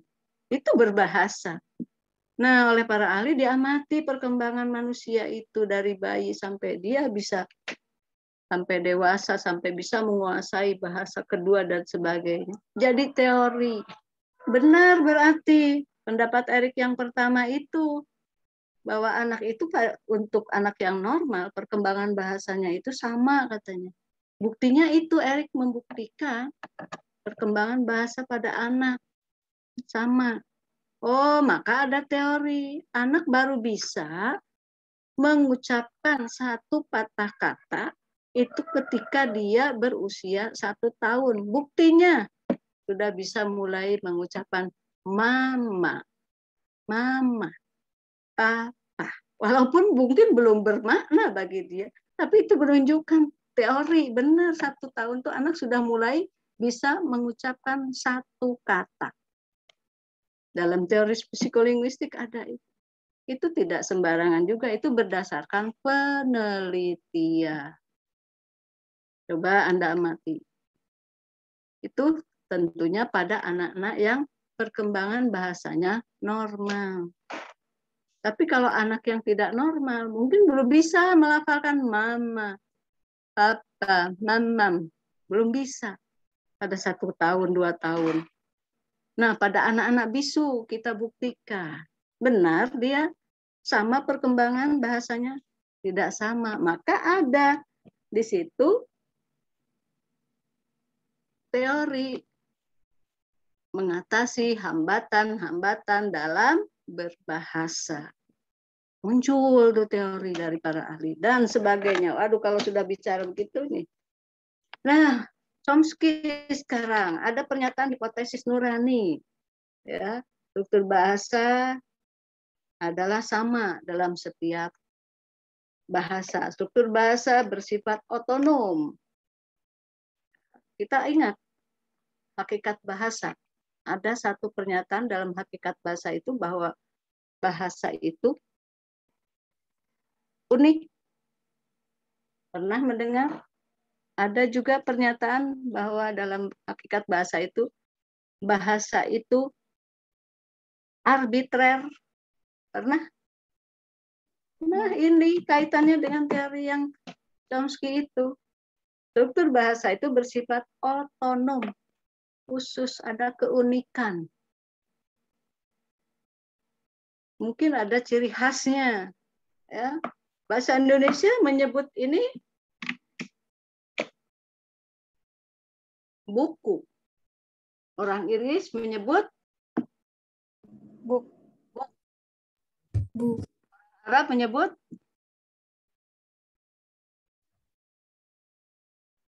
Kitabun. Kitabun. Buk. Beda kan? Itu masing-masing pemilik bahasa, ya, struktur bahasa dalam setiap bahasa itu mempunyai sifat khusus, sifat otonom. Kembali, makanya muncul dalam hakikat bahasa pernyataan bahwa bahasa itu unik.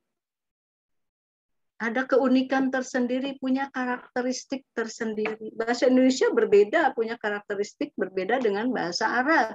Bahasa Arab mengenal adanya perbedaan akhiran dengan akhiran in. Ada yang untuk membedakan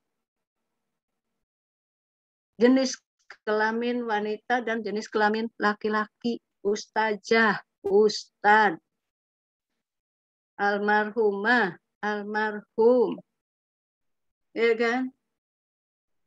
Kita mengenalnya dia laki-laki, dia perempuan. Ada disebutkan langsung perempuannya, katanya jelas ditulis, dia laki-laki. Kalau orang Arab kan cukup dengan menambahkan akhiran untuk perempuan. Itu di situ ada kekhususan. Struktur bahasa di dalam bangsa-bangsa itu mempunyai sifat otonom atau khusus. Tidak ada hubungan antara pemikiran dan kecerdasan. Nah, pendapat Chomsky, coba Anda amati. Tidak ada hubungan antara pukul 5, ini pukul 5, 10 menit ya. Aduh, tinggal 3 menit lagi. Nih, kalau kita sudah berbicara mengenai hubungan pikiran dan ini banyak sekali contohnya. Dah, begini saja nanti Anda lihat lagi. Tidak ada hubungan antara pemikiran dan kecerdasan. Kecerdasan berbahasa maksudnya di situ. Coba menurut Anda, benar atau tidak pernyataan? Tidak ada hubungan antara pemikiran dan kecerdasan bahasa. Ada bukti? Anda bisa menunjukkan? Tidak ada hubungan pemikiran seseorang dengan kecerdasan bahasanya. Dalam kehidupan sehari-hari saja. Siapa yang bisa menunjukkan? Aja Sahroni, ayo, biasanya cerdas dirimu, cepat. Pernyataan Chomsky, tidak ada hubungan antara pemikiran dan kecerdasan bahasa seseorang. Benar? Tidak ada hubungan pemikiran antara bahasa seseorang, kecerdasan bahasa seseorang. Bisa menunjukkan bukti, Pak Sahroni?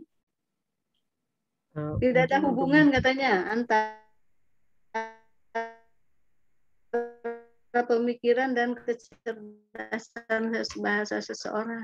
Cerminkan dari hasil penelitian ada yang menunjukkan bahwa jalan pikiran seseorang menunjukkan jalan pikiran bahasanya. Nah, ini kok pendapat Chomsky ini tidak ada hubungan antara pemikiran dan kecerdasan bahasa. Jadi orang yang bahasanya bagus, katanya jalan pemikirannya tidak pasti sama bagus. Ada contohnya tidak? Sahroni, Anda pernah menemukan? Tidak ada hubungan antara pemikiran dengan kecerdasan seseorang, kecerdasan bahasanya khususnya. Pernah menemukan contohnya? Yang sederhana saja belum pernah menemukan. Pemikiran seseorang tidak ada hubungan dengan kecerdasan bahasanya. Orang yang pintar, terampil, berorasi, Ya, itu kan menunjukkan kecerdasan bahasanya, toh? Ya tidak? Itu kan penggunaan bahasa, toh, orang berorasi itu kan. Coba, banyak tuh para politikus itu, agak jurkam, kalau sudah berbicara di muka umum kan, hebat banget ya. Tapi apakah itu benar? Pemikirannya juga sama cerdasnya. Ya, ini salah satu bukti bahwa tidak ada hubungan antara kecerdasan berpikir orang tersebut dengan kecerdasan bahasanya. Bisa saja bahasanya bagus, ya, bahasanya kelihatannya orang pintar, pintar memutarbalikkan fakta, pintar beradu argumentasi. Tapi sebenarnya dia tingkat kecerdasannya, tingkat cara berpikirnya mungkin kurang. Ini salah satu bukti teori dari Chomsky. Nah, ini yang terkenal dalam hubungan berpikir, berbahasa, dan berbudaya. Ini yang terkenal ada teori Sapir dan Wolff. Maka ada teori relativitas bahasa. Di situ ada dua pernyataan yang bertolak belakang. Satu, pernyataannya itu bahwa bahasa, berpikir, bahasa, dan budaya berhubungan.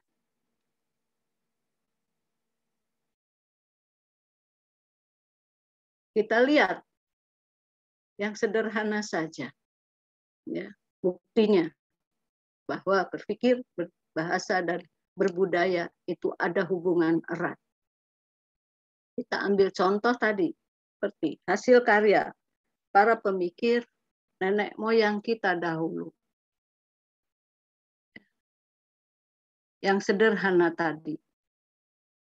Ada adat orang Jawa, ya, ada suku Jawa. Nenek moyangnya dahulu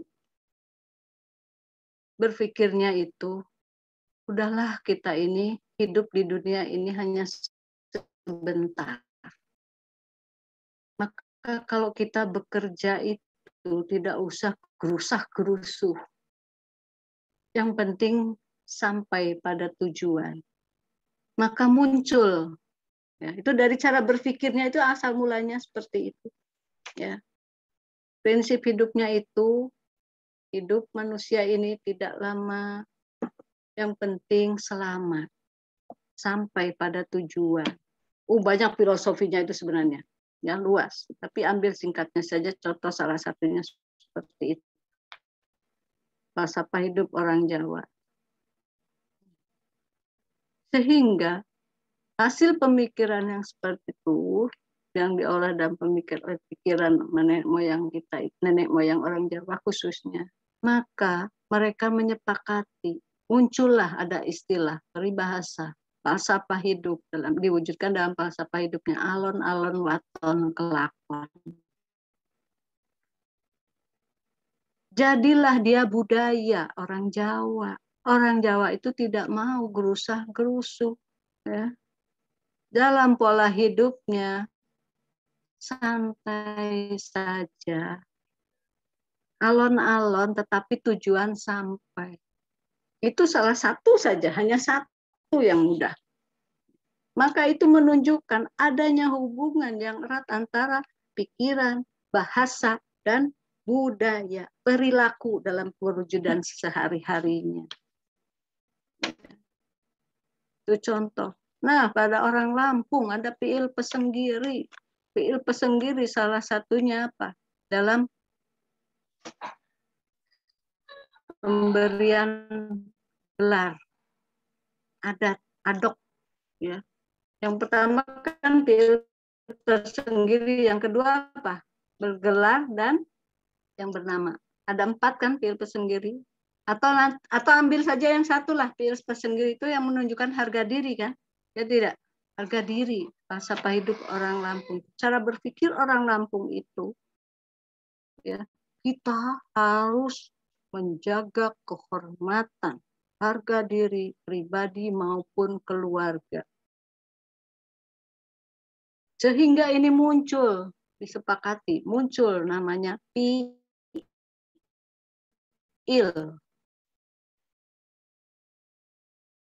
Falsafah hidup. Muncul dalam satu PIL-nya yaitu pesenggiri. Istilah bahasanya. Tuh, wujud bahasanya. Hubungan dengan budayanya apa? Diwujudkan dalam perilaku kesehariannya berbudaya. Orang Lampung, ya, dia akan selalu berusaha menegakkan harga dirinya baik untuk diri sendiri maupun untuk keluarga. Kalau tersinggung salah seorang anggota keluarganya, maka satu keluarga, satu sekelik ikut memperjuangkan harga diri. Diwujudkannya dalam bentuk apa? Budayanya, PIL Pesenggiri itu. Mana yang orang Lampung? Wujud PIL Pesenggiri contohnya. Perilaku kesehariannya. Ayo. Afra, orang Lampung bukan Afra? Bukan, Ibu. Ya? Bukan. Bukan, siapa yang orang Lampung asli? Ayo, Nirma. Bukan, Ibu. Siva. Bukan, Ibu. Tidak ada di kelas ini yang asli orang Lampung, suku Lampung. Saya, Ibu. Siapa?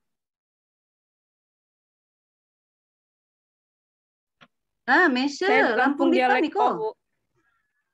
Dialek Odiva. Nyo. Iya, Bu.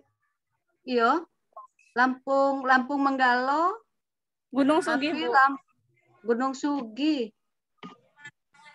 Coba Niku contoh kod wujud PIL Pesenggiri dalam adatmu. PIL Pesenggiri itu kan ada bejuluk beadab, Bu. Itu bisa diwujud.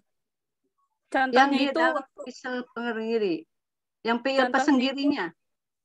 Iya, contohnya itu kan bejuluk beadab. Nah, itu ada acara begawi. Nah, itu nanti kita diberi gelar gitu, Bu. Ketua adatnya. Itu dalam PIL Pesenggiri Saihua, Kehua, bejulu beadek. Kan saya yang nomor satunya kan PIL Pesenggiri itu sendiri. PIL Pesenggiri itu kan ada 4. PIL Pesenggiri itu sendiri, bejuluk beadek, nemu nyimah, ya toh? Ya kan? Iya, Bu. PIL Pesenggirinya sendiri, wujud PIL Pesenggirinya, harga dirinya di mana? Diwujudkannya biasanya dalam apa? Kalau dalam adat. Menunjukkan bahwa masyarakat Lampung itu punya harga diri yang tinggi. Perwujudannya dalam kehidupan sehari-hari, dalam berbudayanya. Kalau orang yang sudah punya gelar, nah dia itu atau dia sudah menjadi tetua adat itu, dia punya PIL. Nah, ambil contoh sederhana aja dah. Kalau kamu menghubungkannya dengan yang bergelar beradok, itu misalnya kan ada acara gitu, Bu. Nah, di dalam acara itu kita harus punya malu gitu, Bu. Malu itu misalnya kita harus bawa hadiah gitu, Bu. Tapi hadiahnya itu harus yang nggak membuat pemberinya itu malu, Bu. Harus ada tingkatannya juga gitu, Bu. Kayak besesan gitu, Bu. Misalnya ya, kalau mau menikah harus bawa sesan, bawaan, harta bawaan. Ketika membawa sesan itu untuk menunjukkan harga diri dari keluarga besar itu harus yang berharga. Dari harganya yang mahal-mahal. Tuh, menunjukkan harga diri itu terwujud di dalam perilaku budaya kesehariannya, dalam istiadat. Dari jalan berpikir dulu bahwa kalau orang Lampung itu harus punya harga diri, jangan mudah tersinggung dan sebagainya, tidak mau mudah tersinggung. Nah, diwujudkan dalam bahasanya. Ada kata fiil, sendiri. Itu bahasanya, bahasa kebudayaannya diwujudkan di dalam adat istiadat ketika membawa sesan harus berupa barang-barang yang berharga, yang mahal, yang bagus supaya tidak dipermalukan oleh yang diberi. Kalau kita membawa yang harga murahan, harga dirinya turun. Contoh yang sederhana itu menunjukkan bukti adanya hubungan pikiran, bahasa, dan budaya. Sebaliknya, tidak ada hubungan antara pikiran dengan bahasa. Contoh, pikirannya melihat ini benda. Ini bentuk bendanya seperti ini. Tapi kok disebutnya pulpen? Apa ada hubungan pikiran dengan kata pulpen? Kan tidak. Lain lagi kalau di dalam orang Jawa. Lihat benda dari cara berjalan, kalau lompat berhenti, tapi posisinya seperti jongkok. Orang Jawa bilang, oh, kae kok ono benda, nek teko terus dodok. Wah, orang Jawa udah kodok muncul. Ada hubungan, tidak ada hubungan, ya kan? Kodok, teko dodok. Hanya lihat dari gerakannya saja. Mana suka cara memberi namanya itu. Orang Lampung lain lagi, bukan kodok. Apa namanya kalau kodok? Mesya, bahasa Lampungnya? Bahasa Lampung kodok? Mohon maaf Bu, suaranya tidak jelas apa Bu? Tidak jelas. Kodok. Bahasa Lampungnya apa? Nama binatang? Kodok kayak kodok Bu. Kodok, oh sama. Oh kodok juga. Tapi kalau ayam beda ya? Iya Bu. Iya. Ayam manuk. Ayam manuk. Orang Jawa pite. Kan? Tidak ada hubungan antara kata pite dengan jalan pikiran manusia. Itu bukti. Ya. Bukti bahwa tidak ada hubungan antara pikiran dengan bahasa. Ini juga menurut Sapir dan Wolf. Jadi Wolf itu memberikan pernyataan itu yang bertentangan. Nah, para ahli itu rupanya saling menanggapi. Maka muncul ada teori yang kontroversial tadi yang sudah dijelaskan oleh penyaji. Nah, tadi kaitannya dengan pertanyaan. Wah, ini banyak sekali sebenarnya. Kita tadi mulai lebih 10 menit, ini sekarang sudah lebih dari 1/4. Lebih 20 menit. Saya mohon untuk lebih memahami lagi teori-teori dalam linguistik. Memang harus hati-hati membacanya, memahaminya, kemudian coba direnungkan, betul-betul dipertimbangkan, dihubungkan dengan kenyataan bagaimana ini pendapat ini. Saya mohon tolong banyak dipelajari kembali, ya.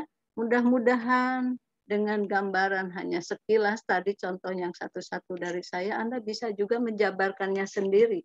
Sehingga ketika nanti ditanya atau Anda menemukan fakta yang ada di dalam lingkungan kehidupan Anda sudah bisa memahami apa itu yang dimaksud dengan itu. Ya.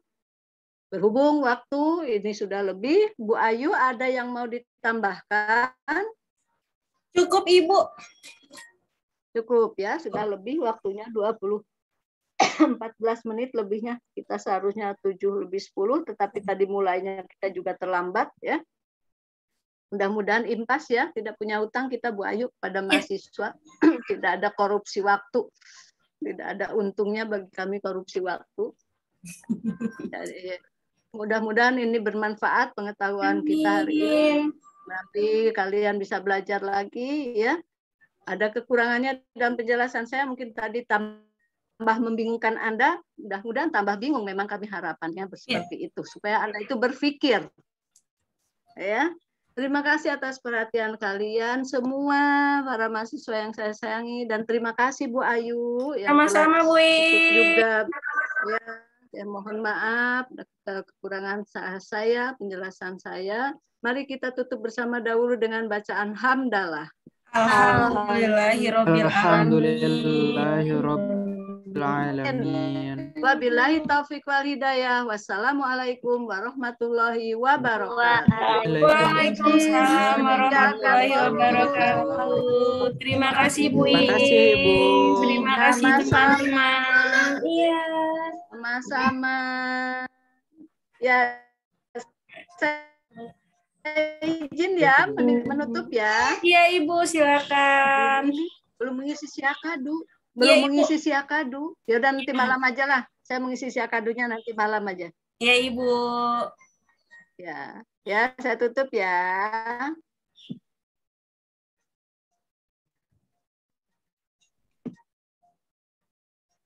Oke, semangat ya buat semua teman-teman. Ibu izin Baik, Ibu. Silakan. Saya juga mau meninggalkan, masih ada mahasiswa yang mau bimbingan ini. Semangat buat semua. Yang belum mandi, mandilah kalian. Semangat Ibu. Sama-sama. Iya, Ibu. Saroni belum mandi pasti. Sore belum, Bu. Oh, sore belum. Udah sana mandi dulu. Baik, Bu.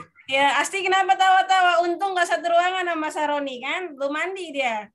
Bayangin loh kalau kita kuliah offline, Saroni belum mandi. Dah, jangan dibayangin lah. Dah, cukup. Silakan keluar dengan Pasti juga sendirinya. belum mandi tuh, Bu. Dari Iya, pagi. semuanya. Izin Terima kasih, mengakhiri. Bu. Iya, silakan.